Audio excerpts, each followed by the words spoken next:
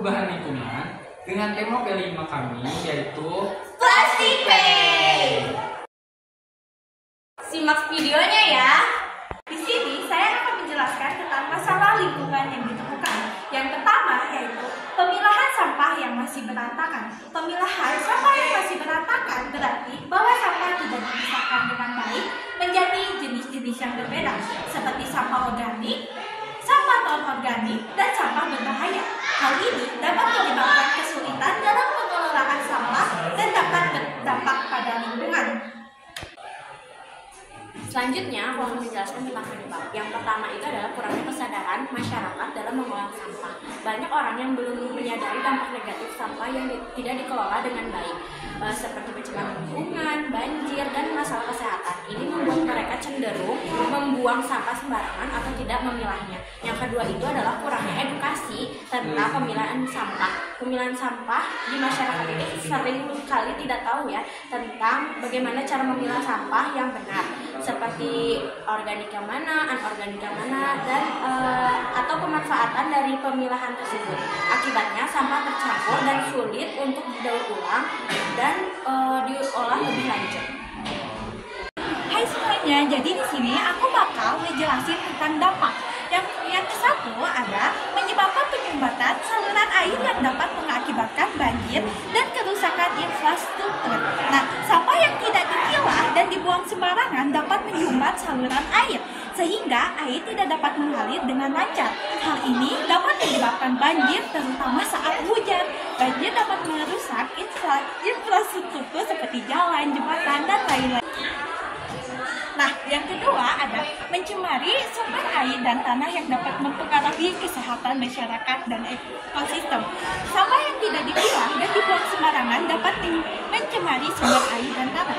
Hal ini dapat mempengaruhi kesehatan masyarakat karena air dan tanah yang tercemar dapat menjadi sumber penyakit. Selain itu, pencemaran sumber air dan tanah juga dapat mempengaruhi ekosistem karena dapat membunuh hewan dan tumbuhan yang hidup di dalam. Selanjutnya yaitu upaya penanganan atau inovasi yang dilakukan. Pertama itu mengadakan edukasi tentang pemilahan sampah, meningkatkan pengetahuan masyarakat agar memilah sampah dari rumah untuk memudahkan daur ulang dan mengurangi sampah di TPA. Selanjutnya yang kedua itu adalah memperbanyak media pemilihan sampah menjadi bermanfaat, seperti produk P5 yang kelompok kami lakukan yaitu Plastic Pay, di mana media yang memberikan insentif atau poin seperti imbalan bagi masyarakat yang setor sampah terpilah membuat masyarakat semangat untuk memilah sampah, dan motivasi pemilahan ini menciptakan ciptaan nilai ekonomi dari sampah dan dukung ekonomi sirkulasi. Alat dan bahan yang digunakan untuk membuat Plastic Pay. Yang pertama adalah kertas duplex ukuran 80 cm x 110 cm sebanyak 6 buah.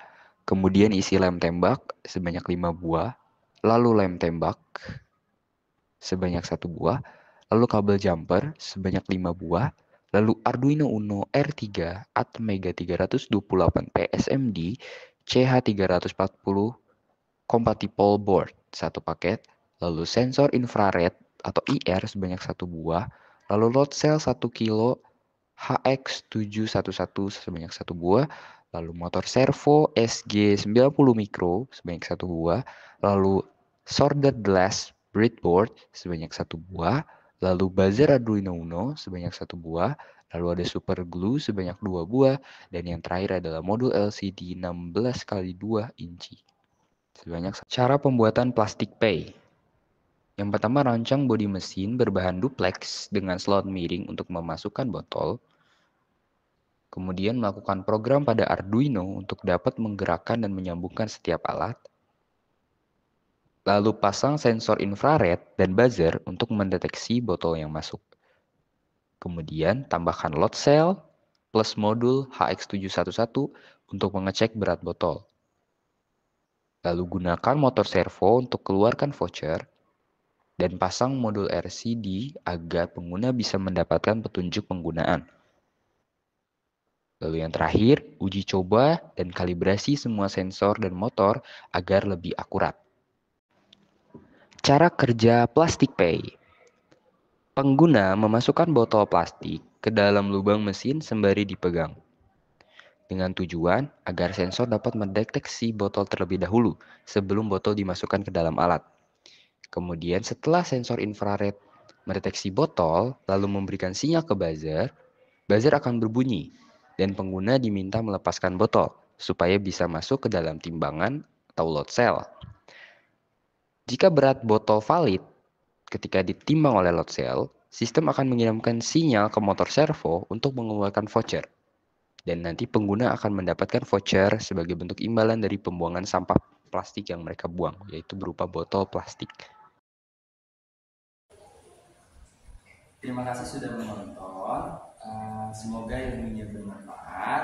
Mohon maaf bila ada kekurangan ataupun kesalahan dalam video. Sekian. Wassalamualaikum warahmatullahi wabarakatuh.